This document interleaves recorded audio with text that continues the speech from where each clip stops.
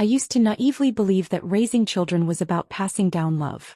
But at this age I've come to realize, sometimes raising kids is just preparing for the day you'll need to defend yourself from their schemes. That thought lodged in my chest like the tip of a needle, dull but persistent. My daughter-in-law Heather didn't call, didn't text. She simply brought her parents in from their small town and moved them straight into what used to be my master bedroom. She beamed like it was a blessing for everyone and said it as casually as announcing the weather. "Mom, we'll have you move into the guest room. My parents are getting older and their joints aren't great. The master gets better light, it's healthier for them." I stood there in the middle of the living room, feeling like an intruder in a house I had paid for. The afternoon sun poured through the floor-to-ceiling windows, soft and golden, but it did nothing to thaw the cold rising in my chest. I looked at the bedroom that had once been my sanctuary. The door was flung open, the room now cluttered with unfamiliar suitcases and gaudy, mismatched linens. Then my eyes drifted to the so-called guest room, furniture shoved into corners and my late husband's favorite wicker chair jammed against the wall, teetering like it was ready to collapse. My heart sank inch by inch. It felt like there was no space left in this house for me, not physically, not emotionally. I didn't yell. I didn't cry.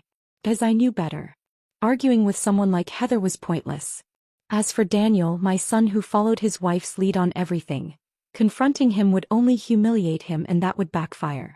That afternoon, while the four of them napped soundly on the sectional, I quietly packed a small suitcase. They probably assumed I was sulking, going to stay with my sister Rosa for a few days, and that once I cooled off, I'd come slinking back to resume my role as their unpaid nanny and emergency ATM. How laughable. My name is Grace Monroe. I'm 66 years old and a retired middle school art teacher. I've spent a lifetime teaching structure, boundaries, and respect.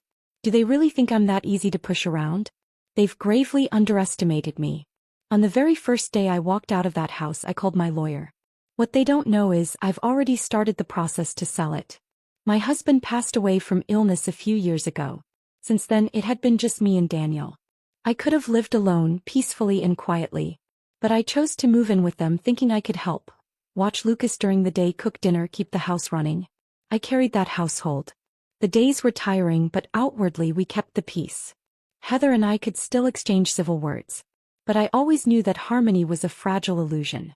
Heather was young, pretty, and sugar-coated her words. But every compliment she offered was laced with a subtle ledger of what she could gain. She changed handbags with the seasons. Gucci today, Coach tomorrow. She hit the salon more often than the grocery store, and most of their household expenses, they came out of my and Daniel's paychecks. Heather always acted respectful around me, but the flicker of disdain in her eyes, barely there yet sharp, was like a thread-thin needle pricking straight into my gut. At dinner she'd smile and say, "Mom, the food's a bit salty. We're doing low sodium, low fat now, it's healthier." Then seconds later she'd grab her phone and order Lucas a pile of greasy fried chicken and fries. Sometimes she'd pick up my reading glasses off the sofa arm, twirl them in her hand like a fashion relic and laugh. "Oh my gosh, these are so outdated. One day I'll take you to get something trendier." But of course that promise evaporated the moment she walked away. I swallowed all of it. I told myself to keep the peace. Daniel was caught between us and I didn't want to make it harder on him. And besides, this 3-bedroom we were living in? It was bought with the savings my husband and I scraped together over decades. The title? It's in my name, Grace Monroe. Back when Daniel first got married, I understood the financial strain they were under. So when they asked to move in, I said yes. The house was big enough and I thought 3 generations living under one roof might even be a blessing. We could help each other out, share meals, look after Lucas together. I never charged them a dime in rent. More often than not, I even covered the utility bills out of my retirement check. I truly believed that all of this, my giving, my sacrifices, would earn me their gratitude, their respect. About a month ago, Heather started bringing up her parents in the most casual, almost offhand way. "Grace," she said one evening, swirling her soup spoon, "my parents' house is practically falling apart. Freezing in the winter, humid as a swamp in the summer." She didn't even look up as she added, "And my dad's got rheumatism, poor guy. The damp air makes it worse. Plus the doctors out there. Don't even get me started." Then came the line, soft as cotton but heavy in implication. "I was thinking, maybe they could stay with us for a while." New environment might do them some good. She said it like she was musing about redecorating the living room. But my chest tightened. This house only has 3 bedrooms. Daniel has one, I have one, and Lucas has his own. Where were they planning to squeeze in 2 more people? Different routines, clashing habits, 3 generations under one roof was hard enough. Add 2 more adults with their own needs and rhythms. We'd be tripping over each other every day. I tried to tread carefully. Heather, I understand your concern for your parents, I really do. But we're already pretty tight on space. Where would they even sleep? They're used to a different lifestyle and Lucas can be noisy. It might actually be harder on them here. She smiled, a tight little smirk, and lowered her eyes back to her plate, chewing like I hadn't said a word. I thought maybe she'd dropped the idea. Then came that day. I just finished my creative writing class at the community college, stopped by the store to grab some ingredients, planning to make a decent dinner for once. I opened the front door and froze. Massive travel bags were piled in the entryway. From the living room came voices, loud, unfamiliar laughter that filled the space with a presence that wasn't mine. I slipped off my shoes and walked in. There, sprawled comfortably on the couch, were 2 older strangers sizing up the room like they were shopping for it. The man had salt and pepper hair and sun-baked skin. The woman wore a faded floral dress and a look of guarded curiosity. It was them. Heather's parents. I'd only seen them once before, at Daniel's wedding. Heather popped out of the master bedroom the second she heard the door open. Her grin was so wide it felt unnatural, like she'd been rehearsing it. She looped her arm through mine, chipper as a holiday hostess. Grace. You're home. Come say hi. My parents are here. It's gonna be so fun having the whole family together under one roof. Then she added, like it was an afterthought soaked in fake concern, I already moved your stuff into the guest room. Figured we'd let my parents have the master. They're light sleepers, you know, and the master's quieter. Plus that big balcony. So much sunshine, it'll be great for their health. This wasn't a conversation. It was a decree. I didn't even look at her. My eyes drifted past her to the master bedroom, now partially closed. I saw the edge of my old vanity table, one I'd used for over a decade, now crowded with unfamiliar trinkets and knickknacks. The houseplants I'd lovingly raised for 5 years, shoved into a corner. In their place, some plastic potted monstrosity, tacky and lifeless. My old books, the family photo albums, the keepsakes my husband left behind, stuffed unceremoniously into the cramped guest room like junk you shove into the attic, out of sight and out of mind. The space reeked of displacement. Everything I cherished was reduced to clutter. Discarded. Replaced. Forgotten. Daniel stood behind Heather, his eyes darting everywhere but toward me. He rubbed his hands together, opened his mouth once or twice, then finally muttered, Mom. Heather, she meant well. Meant well. What kind of twisted kindness pushes someone out of their own room, treats them like a guest in their own home, and does it all with a sweet smile? The chill I felt ran from the soles of my feet to the top of my head, like I'd been doused in ice water. At the same time, a slow, searing rage began to rise inside me, like a branding iron pressed deep into my gut. But I didn't explode. I inhaled slowly, then exhaled. Stay calm, Grace. Argue with Heather?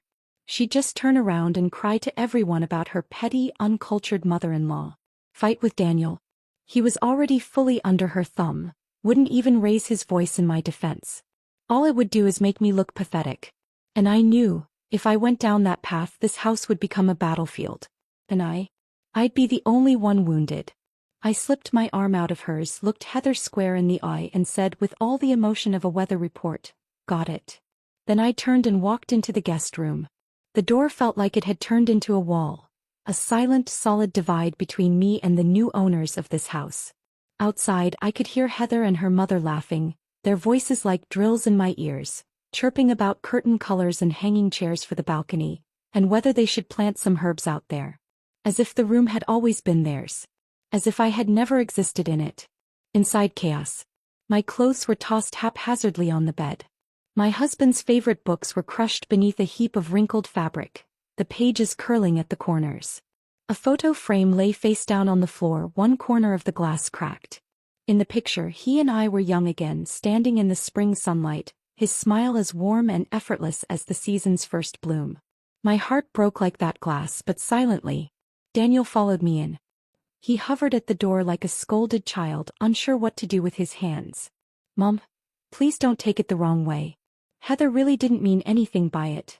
His voice was shaky, low, almost apologetic. I didn't look at him. Just said quietly, you don't have to explain. I understand. Of course I understood. I saw everything. Heather's calculated moves, her utter disregard for me, for the woman who owned this house. And Daniel, my son. So spineless. So passive. So unwilling to defend me.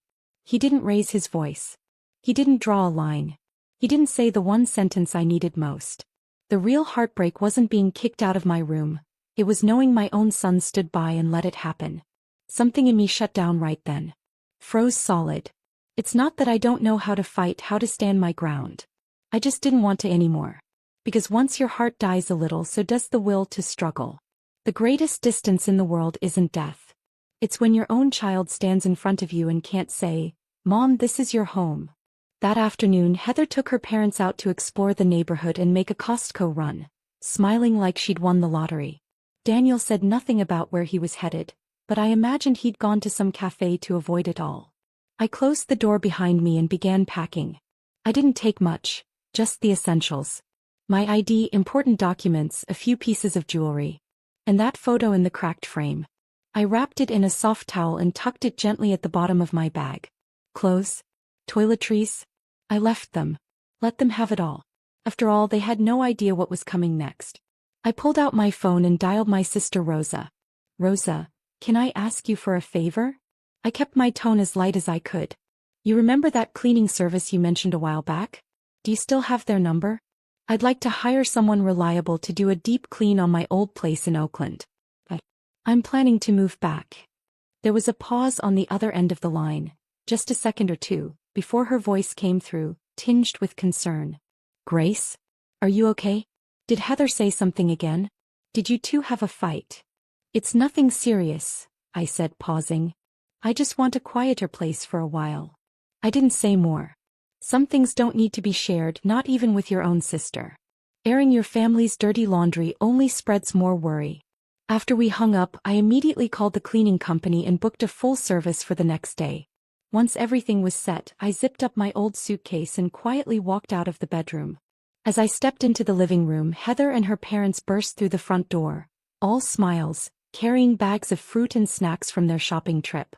Heather paused when she saw me with the suitcase, but only for a heartbeat before flashing her usual plastic smile. Grace. Heading off on a little trip? Going to stay with Rosa for a bit. Her voice was sweet, but her eyes betrayed her. There was a flicker of triumph there, the kind of smug satisfaction that said, see? You're leaving just like I planned. He thought I was sulking. That I needed a few days to cool off, and once I had, I'd slink back, tail between my legs, ready to serve again. A misunderstanding, a few fake apologies, and things would go back to how they were, with me back in my corner, quiet and compliant. What a joke. I didn't even bother to look at her. I turned toward the entryway and started changing my shoes. Mom, are you really leaving? Daniel's voice startled me. I hadn't even noticed him come in. He rushed toward me, panic written all over his face, one hand halfway extended. But Heather gave him a subtle glance, a quiet warning. And just like that he stopped. Paralyzed. Eyes flickering back and forth like a man torn in half. In Heather's gaze I saw only contempt and certainty. Where do you think you'll go? You've got no money, no support. You'll come crawling back. And when you do, we'll decide what's left for you. I almost laughed. People like her never stop pushing. You give an inch, they take the whole road until you're pressed up against the edge with nowhere left to step. There's no point arguing with people like that. Logic won't change them. Only reality will. I didn't answer anyone. I didn't respond to their fake concern. I opened the door and stepped out, leaving behind just one sentence. I'm going back to my own home. You can manage things from here. And with that I walked out. The door clicked shut behind me, sealing away Heather's brittle smile and Daniel's useless panic. Downstairs the cab was already waiting. I slid into the back seat and watched the streetlights blur past as we pulled away. I didn't feel sad. Not even close. What I felt was something rare and weightless, like I had finally set down a burden I'd been carrying for far too long. When your heart's been broken long enough, there's nothing left to break. There comes a time in life when pain doesn't bring tears anymore. Just quiet. And clarity. This wasn't an escape. It was an awakening. The house I was returning to sat in an older neighborhood on the west side of Oakland. It had been part of a housing benefit when I was still teaching, and I later bought the deed outright. It wasn't big, 2 bedrooms, 1 bath. But the location was good, the neighborhood quiet, the neighbors familiar. Most important of all, it was mine. Completely, truly mine. Of course, no one had lived there in years. The dust was thick, the air stale with a musty dampness. The moment I opened the door, the smell of old paper and closed windows hit me like a wall. But I didn't mind. It was still the only place I wanted to be. The next day the cleaning crew arrived right on time. They spent the entire afternoon scrubbing every surface, wiping down every corner, even vacuuming the dust out of the windowsills until the whole place gleamed. I opened every window in the house, letting sunlight and fresh air flood in, chasing out the years of mustiness and shadows that had settled in from disuse. The familiar furniture was still there, waiting quietly in its old spots. The styles were outdated, the edges worn, but every scratch and dent carried a memory of me and my late husband. This was my true home. A place that belonged to me, and no one could shove me out of it. No Heather with her sugary smiles. No intrusive in-laws acting like royalty. No suffocating manipulation disguised as family care. I began setting the room up again, piece by piece. I placed my husband's photo on the nightstand, right where it used to sit. The orchid they had cast aside, I gently moved it to the sunniest corner of the balcony. And just like that, my life started to feel like mine again. I signed up for an oil painting class at the local community college, something I'd wanted to do for years. I made plans with a few retired friends. Morning walks by the lake, coffee dates, conversations about everything and nothing. The air felt crisper. The laughter felt real. Even walking felt easier. At night, I brewed a cup of chamomile tea, flipped on an old movie, or read a few pages from a novel I'd never gotten around to finishing. When I got tired, I went to bed early and slept through the night. The insomnia that had plagued me for years, it faded. So did the tight ache that used to sit in my chest like a stone. For the first few days, Daniel called a few times. His voice held the same nervous energy of a schoolboy trying to test his teacher's patience. "Mom, you doing okay over there? When do you think you might come back for a visit?" My answer was calm but firm as stone. "I'm doing just fine at my own home. You take good care of Lucas."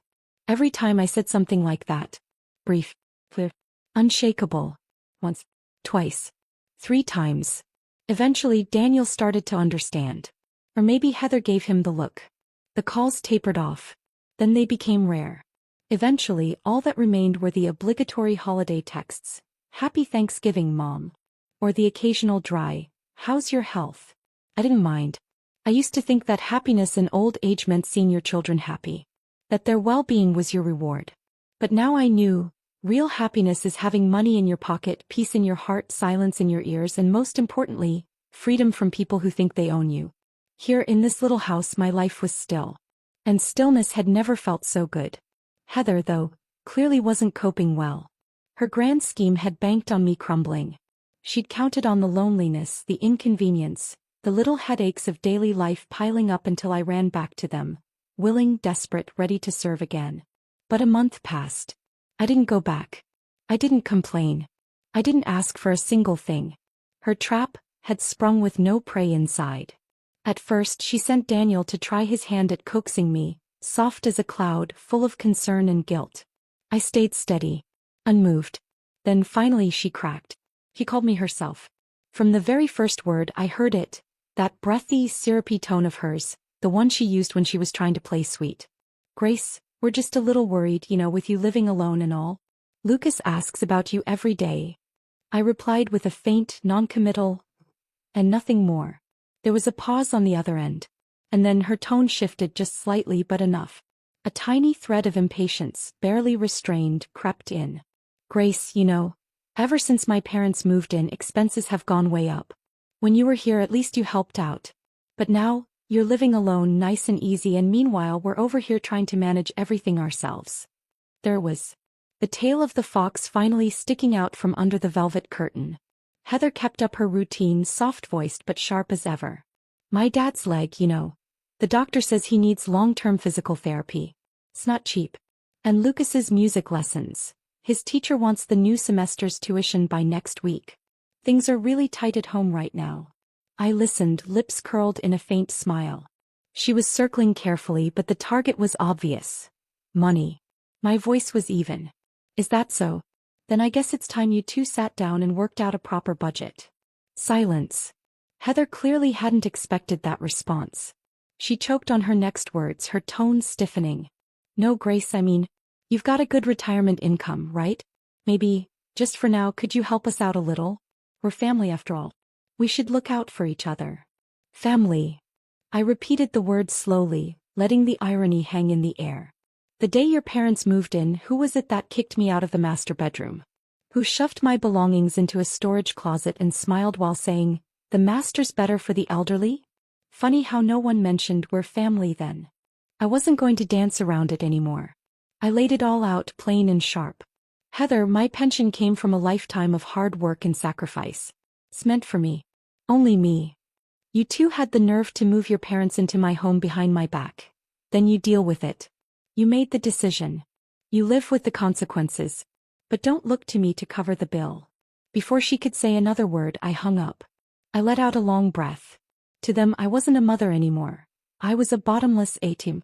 Always accessible, always agreeable, always expected to give with a smile. Well, this machine was officially shut down. For everyone but me. And when sweet talk failed, Heather did what Heather does best. She switched tactics. She started pulling strings behind the scenes. A few days later, I got a string of phone calls, one after another, all from so-called relatives. First came Daniel's aunt, all self-righteous and dramatic the moment I answered. "Grace, what's going on with you? I heard you stormed out. What are you thinking living alone at your age? Daniel and Heather are doing their best. You're the mother here, you should take the high road. Don't stoop to bickering with your daughter-in-law." Then came my niece Anna. Her tone was softer, more cautious. "Aunt Grace, Daniel told me what happened. Heather may have made some missteps, but don't take it too hard, okay? Your family. Talk things through. We're just worried about you living on your own." Nice words. But the message was the same. I was being difficult, petty, maybe even selfish. At first, I felt a tight, familiar knot in my chest. Then I started to laugh, quietly, bitterly. They'd all been fed Heather's version of the story. Not one of them asked what really happened. They didn't want the truth. They just wanted the mother to do what mothers are expected to do. Swallow her pride, let it go, and come crawling back. I didn't bother arguing. To those who truly seemed concerned, I simply said, "Thanks for checking in. I'm doing well, just needed my own space." But for the ones clearly running Heather's script, I didn't hold back. "She's having a hard time? You think I had it easy? She wanted to take care of her parents. Fine. But she used my house to do it. Moved them into my bedroom. And now she wants my money too? If you think she's such a saint, you go ahead and pay her bills." My money didn't fall from the sky. After a few of those calls, the chorus of peacemakers started to fade. Looked like Heather's little PR campaign flopped. But the whole episode reminded me of something important. I couldn't afford to just react anymore. Words carry weight, especially when they're twisted and spread behind your back.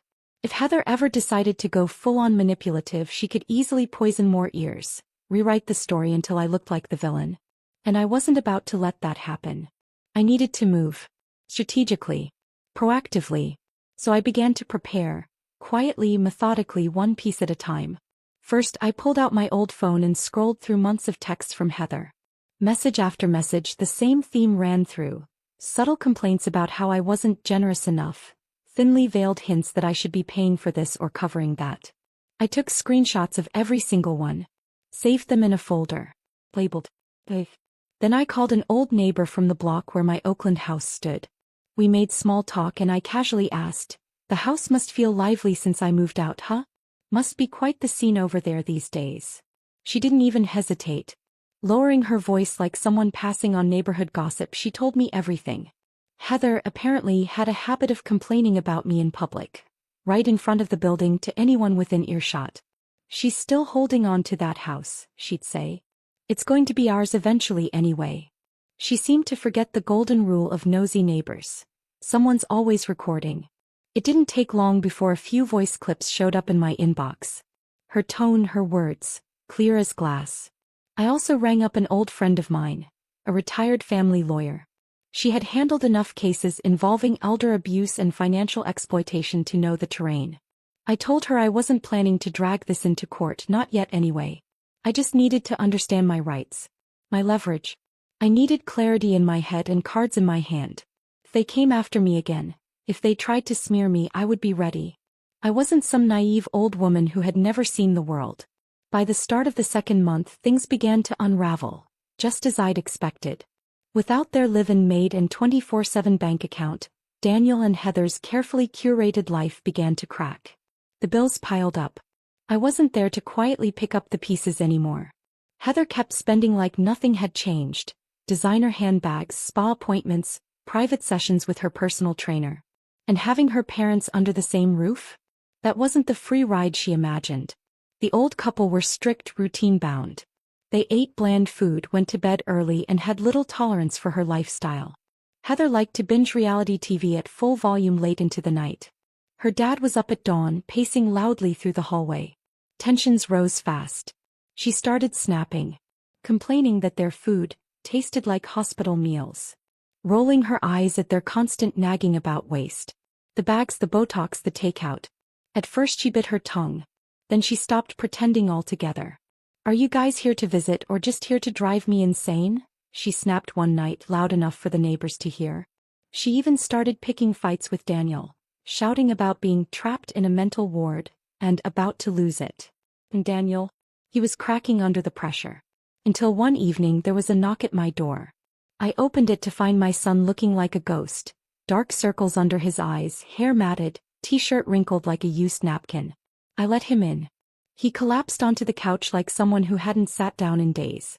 His eyes were red. His voice wavered. "Mom, I can't do this anymore." He spilled everything. Heather's temper. Her impossible parents. The money problems. The stress. The insomnia. And finally, with a crack in his voice that nearly broke my heart, he pleaded, "Can you come back? Just to help for a little while? Or maybe lend us something? Anything. We're falling apart." For a moment something old stirred in me, a flicker of maternal instinct. He was still my son. I had raised him, loved him, believed in him. But that flicker didn't last long. It was smothered by a deeper, colder ache. Disappointment. I poured him a glass of water and waited until he drank it. Then I spoke, quietly but firmly. "Daniel, your life is the one you chose. When your wife moved her parents into my home without asking, when she shoved me into the guest room like I didn't matter, if you had said even one word, just one word to stop it, this wouldn't be happening now. You chose silence. You chose to back down. So now you get to choose what to do with the consequences."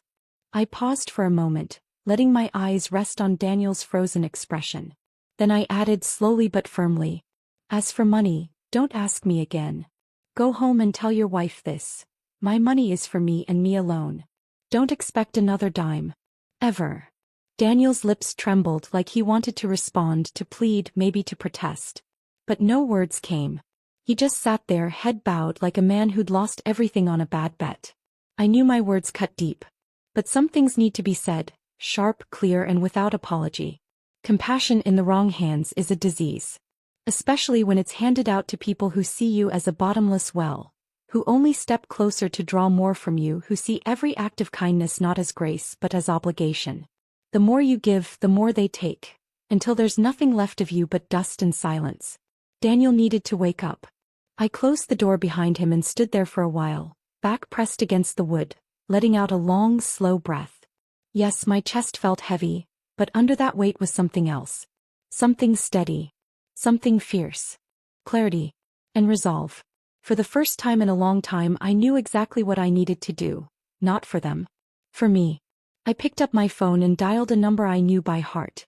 "Hello, Tom. It's Grace. About what we discussed last time.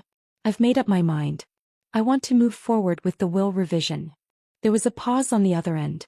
I could hear his hesitation, the careful pause of someone weighing words. "Are you sure, Grace? I know you've been uncertain. Daniel is your only child after all."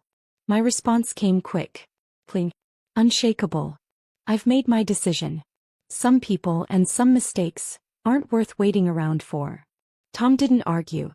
His voice immediately shifted into his professional tone. He walked me through the legal steps for amending my will, the documents I'd need to prepare, the language that would make it airtight. After we hung up, I sat on my couch in the warm, quiet light of my Oakland apartment, and just stared at the room for a long time. Everything around me was simple, but it was mine. And what I owned, it wasn't nothing. 2 homes.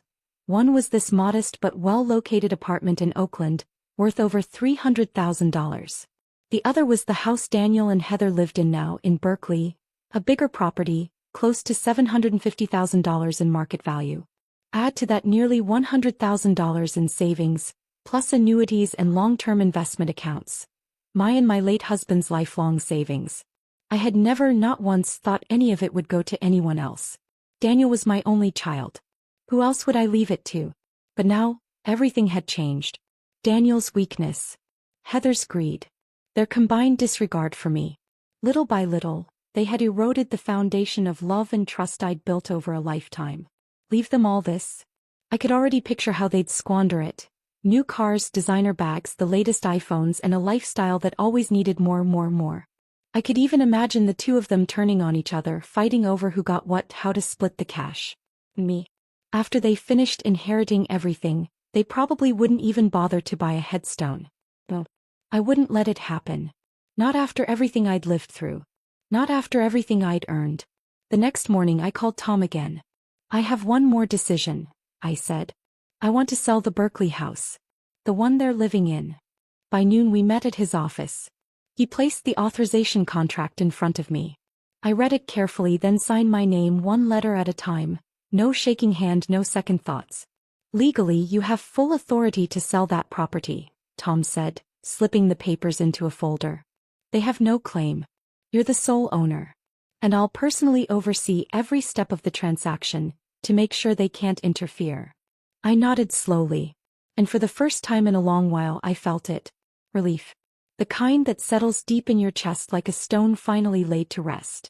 That afternoon Tom and I drove over to the Berkeley property and went straight to the property management office. I'm here to retrieve the spare keys, I told the manager calmly, handing over my ID, a copy of the deed, and an official letter from Tom. And I'd like to remove Daniel Monroe and Heather Monroe from the registered occupant list. The manager looked through the documents, eyebrows lifting slightly. Do they know you're selling the house? I gave a faint smile. They will. Very soon. Telling them would have been a courtesy. Not telling them, that was my right. That night, I contacted a reputable local real estate agency and listed the house at a fair market price. The agent they sent was a sharp, no-nonsense woman who worked fast. When she found out I was the sole owner, no mortgage, no co-signers, she had the photos, walkthrough video, and listing up within 48 hours. Everything handled with precision. This place won't stay on the market for more than a month, she said with a confident nod. I want it gone quickly. No loose ends, I told her. He grinned. Owners like you are my favorite kind. On the 9th day after listing, the first showing was scheduled. It was a bright Saturday afternoon. The agent arrived with a young couple, eager first-time buyers, and they stepped into the house I had once poured my entire heart into. Heather happened to be home that day. At first she just hovered near the hallway, watching with narrowed eyes. He probably assumed they were friends of the neighbors just visiting. Until the agent raised her voice slightly in the kitchen, speaking with a cheery pitch. This property's in a prime location. No liens, fully owned, motivated seller. It's a perfect starter home for a young family. Heather's face dropped. Who are you people? Who gave you permission to be here? She barked, rushing into the living room, planting herself squarely in the middle. The agent, momentarily surprised, quickly recovered. She pulled out the signed authorization letter and responded calmly. We're here on behalf of Ms. Grace Monroe. She's the sole registered owner of this property. We have keys and management has verified access. Heather's voice pitched higher. What the hell are you talking about? We're living here. The couple looked stunned. The woman leaned toward the agent, whispering, Is everything okay? But the agent was a seasoned pro, unshaken, steady. Everything's fine. The title is clear. There's no lease or tenant hold. This is a standard showing. Heather's complexion changed like a storm, pale, then flushed, then splotchy green with rage.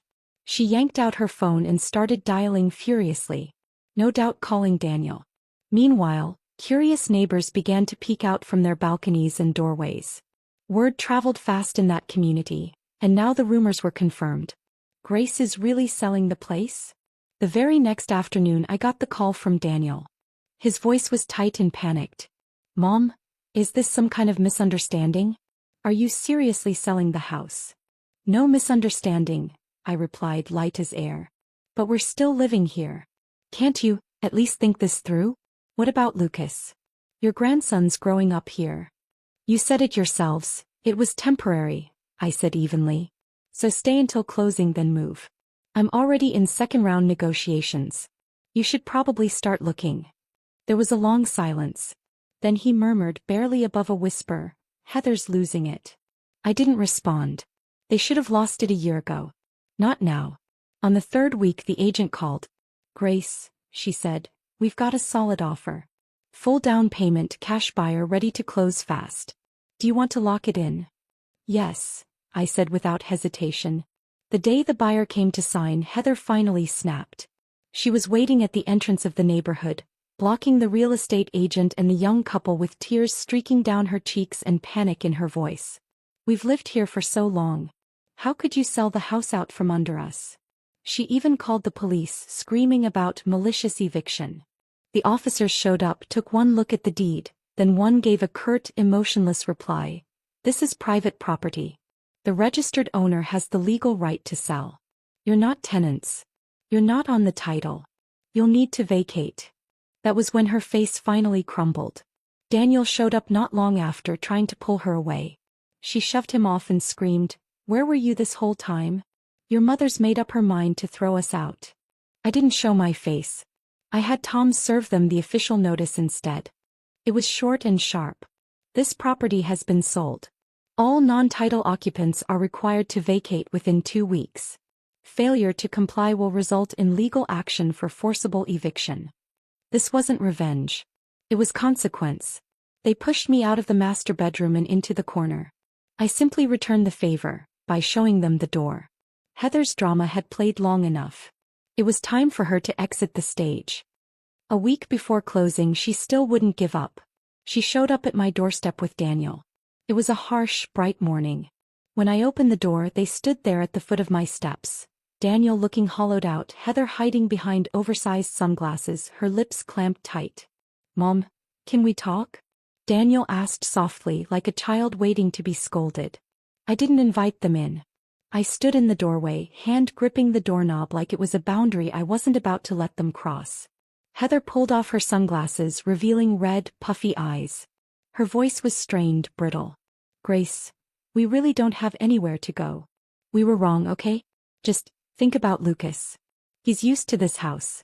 At least let him stay. We'll move out. Just let the kid stay where he feels safe. Her tone was pleading, her face the picture of humbled regret. She even let 2 fat tears roll down her cheeks, like she was finally ready to repent. Maybe months ago that would have worked on me. Not anymore. You're 2 fully grown adults, I said evenly. Don't tell me you can't find a rental. This isn't about Lucas needing a home. This is about you not wanting to face the consequences. Heather bit down hard on her lip. The cracks in her performance began to show. So you're really going to be this heartless? She hissed. I looked her straight in the eyes, voice like glass. Heartless. I repeated. Was it heartless when you moved your parents into my house and shoved me into the guest room without a word? She said nothing, just turned silently toward Daniel. He swallowed. His voice was barely audible. Mom, you used to say all you wanted was for us to be happy to be together. I nodded. I did say that. But right now your together doesn't include me. What you're looking for isn't a mother. It's a backup plan. A housekeeper. An emergency fund. And I'm done playing those roles. I reached to the side and pulled out a sealed envelope. This is the formal letter from Tom. The property sale has closed. The title now belongs to the new owners. You have 5 days to vacate. If not, the buyers will file for forced removal. Daniel took the envelope and stood there dazed, like he'd just been handed a verdict. Heather's mask dropped completely. You're so cruel, she snapped, voice shrill. Just wait. When you're old, sick, alone, let's see who's there for you. I met her glare with calm, level eyes. I'd rather grow old alone than stand in a house full of family who treat me like an ATM until there's nothing left. I paused, then added one final note. Don't worry, I won't need you.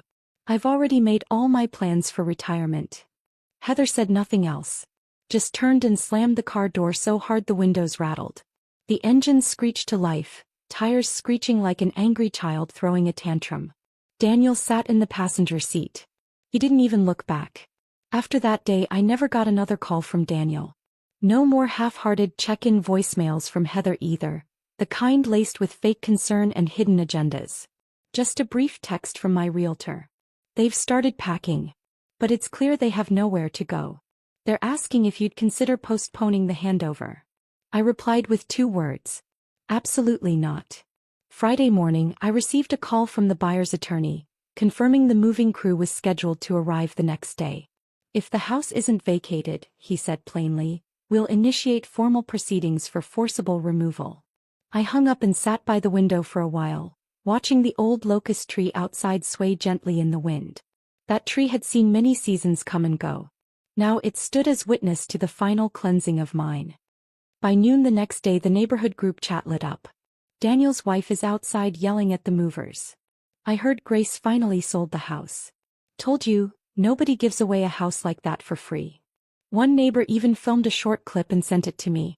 There Heather was, stomping around the sidewalk in a pair of completely inappropriate high heels, shouting at the movers, "Be careful with that box. That has my skincare in it. Don't touch that cabinet," I said don't touch it.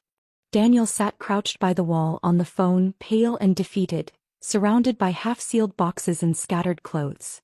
Lucas sat silently with a small dog in his lap, watching everything unfold without a word. As for Heather's parents, the very same ones who had once lounged smugly in my master bedroom, they were now crouched in the hallway trying to tape up a few old chairs. Their faces were tight, anxious. No one was helping them, because no one owed them anything. Word was they'd found a cramped, overpriced walk-up apartment in the suburbs. No elevator, barely enough space to lie down. Their suburban exile. Lucas's extracurriculars had to be cancelled. After defaulting on their mortgage earlier that month, they were already living off credit cards. Heather and Daniel fought more and more. First she blamed him for not stopping his mom. Then came the guilt. My parents did all this for us. And finally the real venom. You said that house would be ours eventually. Daniel said nothing. Because when you know the truth, but choose to ignore it over and over again, there will come a day when your cowardice demands payment. Once everything was settled, I went to the lake alone. The sun was warm. The breeze gentle. A few ducks glided across the water like nothing had ever happened. I sat on a bench, fingers wrapped around a hot cup of coffee, the other hand resting on the edge of my scarf, an old one gifted by my late husband. Worn thin but still warm. I never really believed I could go through with all of this. Not because I lacked the means but because I never thought I'd find the strength. But once your heart hardens, you realize how much you've been carrying just to keep peace that wasn't even yours to keep. Selling that house didn't leave me alone. It set me free. Tom had already helped me establish a closed trust, securing my living expenses, healthcare and long-term care. I even included a donation clause. A portion of my funds would go each year to California's legal aid for women, specifically supporting those denied control over their own finances in marriage and family. I'm not here to rescue Daniel. And I won't waste time trying to punish Heather. I'm here now to support women who actually need it. Life in the community picked up. I joined a few local activity groups. Made a friend, Lillian, a fellow widow with a rescue cat named Daisy. We walk together often and she always says, "I like the way you walk, like you've still got somewhere important to be." And I do. I've started traveling. Nothing extravagant. Just train rides to little coastal towns. I bring my sketchbook, a paper parasol, take photos, then buy myself a slice of cream cheesecake on the way home as a reward. I've never lived so simply. And never so fully. As for them, I haven't reached out. Sometimes Daniel sends a text, "Mom, we moved." Lucas keeps asking when you'll come see him. And I reply, "I'll visit." I miss him too. Because I still love my son. I still love my grandson. But we no longer share the same life. And that's okay. My world is quiet now, finally, undeniably mine. That evening I sat on the sofa and opened an old photo album. One picture caught my eye, a younger me holding newborn Daniel in my arms, smiling with a kind of pure, bright hope. I smiled back, lightly tapped the page and whispered, "You did your best. It's okay to let go now." I pulled the blanket over my shoulders as the sunset spilled across the windows like a painting. And I thought, true happiness isn't how many people sit beside you. It's when you finally stop shrinking yourself to keep the wrong ones close.